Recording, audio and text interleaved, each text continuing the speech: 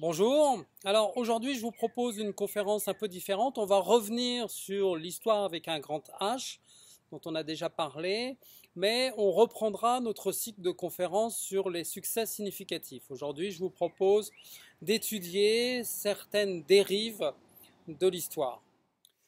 Allons-y pour cette conférence sur les dérives de l'histoire, simplification et justification. On dit souvent que l'histoire est écrite par les vainqueurs et ça passe à travers deux dérives habituelles qui sont faciles à identifier, la simplification et la justification. La simplification, c'est quand on résume un événement de façon sommaire parce qu'on sait que c'est la seule façon que ce soit compris et retenu par les masses. Et ça permet aussi de désigner plus clairement, plus facilement le vainqueur de l'événement, de l'épisode. Un exemple, c'est Newton, à qui on a attribué l'essentiel du mérite sur la loi sur la gravitation, alors qu'en vérité, il la partageait avec plusieurs autres scientifiques de la même époque. La justification, c'est quand on habille un événement, a posteriori bien entendu, de valeurs qui, en vérité, n'avaient rien à voir avec son déclenchement ou son déroulement. Souvent des valeurs morales d'ailleurs. Par exemple, Carthage, détruite par les Romains, sous le prétexte que les Carthaginois étaient vraiment des gens abominables, qui faisaient des sacrifices humains et qu'on ne pouvait vraiment pas les laisser continuer à produire ces exactions, alors qu'en vérité il s'agissait simplement d'une rivalité classique entre deux blocs pour la domination de la Méditerranée. Donc les exemples que je vous propose aujourd'hui, pour aller au-delà de ces deux petits exemples, c'est la chaîne de montage automobile attribuée à Henry Ford dans le cadre de la simplification, et puis pour la justification, un gros morceau, la guerre civile américaine, où on nous dit que c'est l'artisan principal, c'est Lincoln, et sa motivation principale, c'était l'abolition de l'esclavage. On va voir que c'est un habillage qui ne résiste pas à l'analyse. Alors, voyons la simplification dans le détail. On va revenir sur l'invention de la chaîne de montage en nous intéressant tout d'abord à la version officielle. Donc, selon la version officielle, cette chaîne de montage a été inventée par Henry Ford après qu'il ait visité, qu'il ait vu les abattoirs de Chicago et qu'il ait eu la vision de la chaîne d'assemblage automobile en voyant la chaîne de désassemblage des carcasses animales dans les abattoirs de Chicago. Alors, quand on creuse un petit peu, on s'aperçoit qu'en fait, la chaîne de montage a été utilisée et répertoriée pour la première fois au XVIe siècle à Venise, dans les arsenaux, c'est-à-dire dans le chantier naval de Venise, où il y avait presque 16 000 ouvriers, plus de 16 000 ouvriers qui travaillaient par groupes spécialisés sur des bateaux qui avançaient au fur et à mesure dans le chenal de construction. Et grâce à cette démarche d'assemblage mobile et de division du travail, les arsenaux de Venise arrivaient à cette performance extraordinaire de produire presque un bateau par jour, là où les chantiers navals traditionnels mettaient plusieurs mois.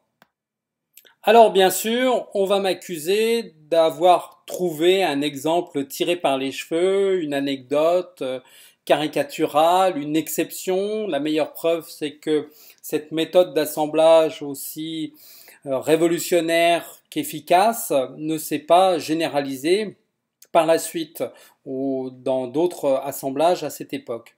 C'est en partie vrai, mais on trouve quand même une trace bien documentée, d'une utilisation régulière, dans un contexte industriel, d'une chaîne d'assemblage mobile au sein d'une usine en Angleterre au milieu du XIXe siècle pour une fabrique de moteurs à vapeur portables. Donc il s'agit bien de la première ligne de montage industrielle dans un contexte industriel et on peut dire que c'est à partir de ce moment-là que ça s'est véritablement généralisé et là on s'aperçoit que c'est pas les usines automobiles Ford qui sont à l'origine de ce procédé.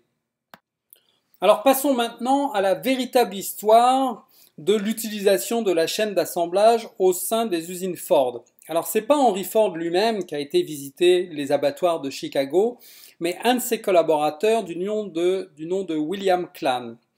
Et ce monsieur Klein en a ensuite parlé à ses supérieurs directs, qui étaient Peter Martin et Charles Sorensen, un Danois, on en reparlera, qui ont été intéressés, ont voulu tester le concept et le mettre en application, mais d'abord sur une ligne d'assemblage des composants, d'un des composants de la voiture, les magnétos d'allumage. Et ça, c'est en 1913. Le test a été concluant, très concluant, et donc Sorensen a décidé de généraliser cette méthode d'assemblage sur la voiture complète elle-même, et du coup, l'assemblage d'une Ford T est passé de 12 heures homme à seulement un peu plus d'1h30. Donc un gain formidable, quasi miraculeux, et dans ce contexte, c'est l'atelier de peinture qui est devenu le goulot d'étranglement. Et seul le noir de type Black Japan séchait assez vite pour ne pas trop ralentir la production des voitures, et c'est pour ça qu'on a généralisé la peinture unique sur les Ford T. C'était pas un caprice d'Henry Ford, avec l'anecdote bien connue. Le client peut choisir la couleur qu'il veut du moment que c'est le noir. Avec les détails de cette histoire, on peut voir que le processus de simplification a joué à fond et on a attribué tout le mérite de cette découverte, de cette redécouverte de la chaîne d'assemblage à Henry Ford lui-même et lui seul. Le rôle de Sorensen et des autres a été oublié, passé sous silence, alors que Charles Sorensen était son bras droit, son collaborateur proche, c'est lui qui est à l'origine, qui était responsable de la production, et c'est lui qui est à l'origine de ces gains de productivité formidables. Et le processus de simplification a été tel qu'on a même attribué la visite des abattoirs à Henry Ford. Certaines versions de l'histoire mélangent aussi un peu de taylorisme pour faire bonne mesure, alors que Taylor, en fait, a jamais parlé de la ligne d'assemblage, et il est intervenu dans ses publications bien avant l'époque de l'utilisation de la ligne d'assemblage de Ford dans les usines de Détroit. Passons maintenant au processus de justification avec un gros morceau, Lincoln et la guerre civile américaine. Alors le film sur Lincoln par Spielberg, j'y vais y arriver, c'est un bon film. C'est un film qui est bien joué, en particulier par l'acteur principal, celui qui joue Lincoln. Mais c'est surtout un film qui est tout à fait en phase avec la propagande historique. Alors, la version officielle de la guerre civile, c'est que la guerre avec les États du Sud, donc les sécessionnistes, était tout à fait justifiée par la nécessité morale d'abolir l'esclavage pour tous et pour toujours. Et dans ce cadre, Lincoln, le président nouvellement élu, a été complètement instrumental dans ce processus, étant lui-même un abolitionniste convaincu. Alors c'est vrai que Lincoln était un pro-abolition de l'esclavage, et c'est vrai qu'il y avait des mouvements depuis des décennies en faveur de l'esclavage qui étaient violemment combattus par les États du Sud. Mais c'est tout pour le contexte de cette histoire, parce que la réalité est bien différente, évidemment, comme d'habitude. La réalité, c'est que c'était une guerre économique. Les États du Sud et du Nord s'opposaient non pas sur le principe de l'esclavage, mais sur le principe de la taxation douanière. Les États du Nord, très industriels, voulaient du protectionnisme de façon à pouvoir écouler les produits qu'ils fabriquaient sur le marché intérieur. Mais les États du Sud, agraires, récoltent du coton, principalement justement grâce aux esclaves noirs, n'en voulaient pas, puisque leur économie reposait sur les échanges et principalement avec les pays extérieurs. Donc à partir du moment où la taxation douanière, le principe de taxation douanière a été accepté et appliqué au niveau fédéral, la sécession, le fait que les États du Sud voulaient se séparer de l'Union, était inévitable. Et dans cette perspective historique, la priorité de Lincoln a toujours été de préserver l'Union. C'était pour ça qu'il faisait la guerre, et c'est pour ça qu'il la menait et qu'il voulait la gagner.